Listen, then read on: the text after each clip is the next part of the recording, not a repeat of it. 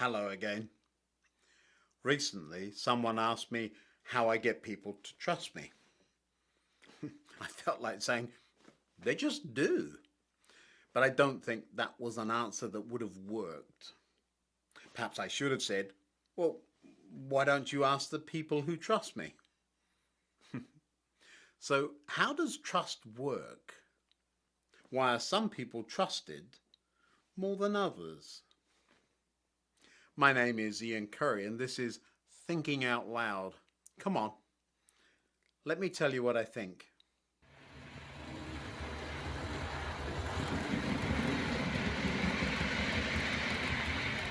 You'll have noticed, I'm sure, that I like trains. There's a lovely model railway in our basement, but sadly, I rarely find time to play with it for very long. I fully intend to get on and make the signals work and finish some of the scenery, but, well, there are other things to do too, like mending the loo. You see that there? Mending the loo. That's something I would say because I'm from England. The way I say things and what I mean when I say them sometimes takes my co-workers and friends by surprise. In the context of what I'm doing, my words might make more sense. But if you can't see that, well then it would sound funny to anyone who never uses the word loo, for example. I'm not sure what my American friends would say I was doing, but however they would say it, it's fixed. Listening too is a fun word, isn't it? Someone once accused me of listening to respond rather than listening to understand. And I'm sure I'm capable of both, but again I felt like saying, no, I just listen faster than you speak. But I doubt it would have been helpful. Words and actions are so intertwined, aren't they?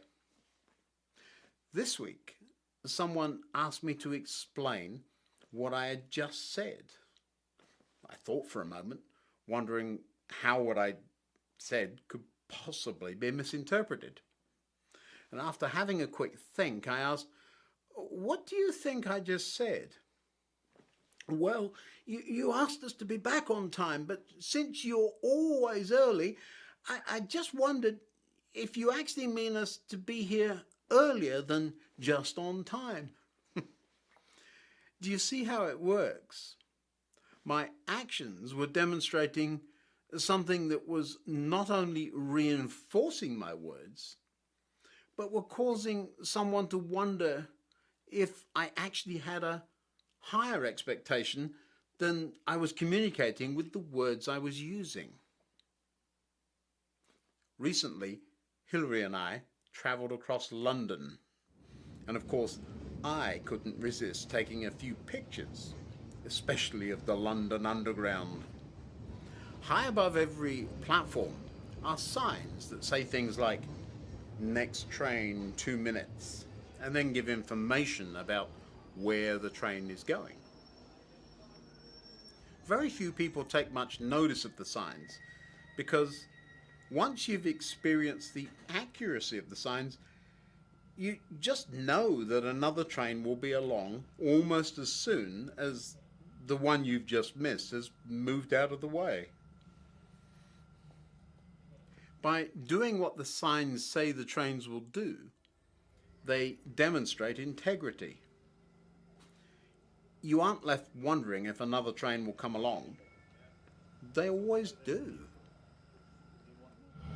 The train approaching platform B is the service to Paddington.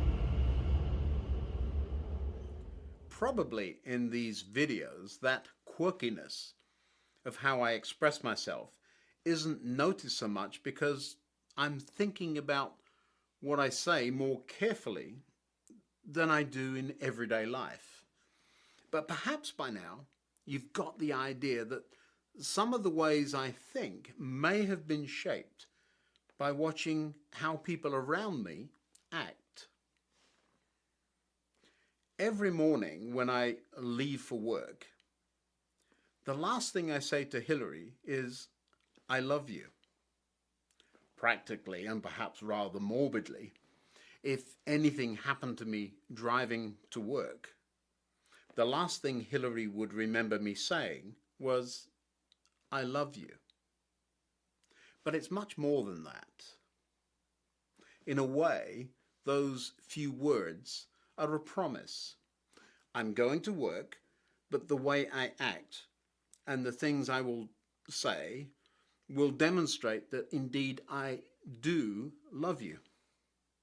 One of the things that annoys me more than anything is when people say one thing and then do another. That lack of integrity is being dishonest with their actions.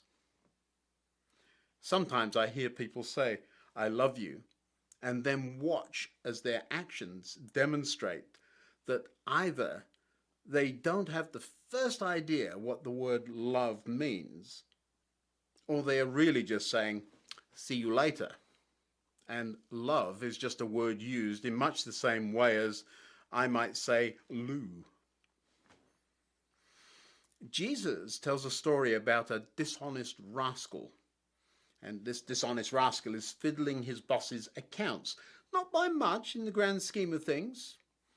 A few gallons of olive oil here, a couple of bushels of wheat there, and I'm sure a couple of slippery handshakes here and there too. In the end, the rascal is fired, and Jesus sums up the story's loose ends by saying, if you are faithful in little things, you will be faithful in large ones. But if you are dishonest in little things, you won't be honest with greater responsibilities. Do you see how integrity, honesty, faithfulness, and trust are all threads of the same thought? Asking if you are a person of integrity might best be discovered by asking if you are reliable. Do you do what you say you will? Are you honest? How about faithful? That's a big one, isn't it? Next time you have a few minutes for a think, have a think about how others might assess your actions compared to your words. Now, Lou fixed.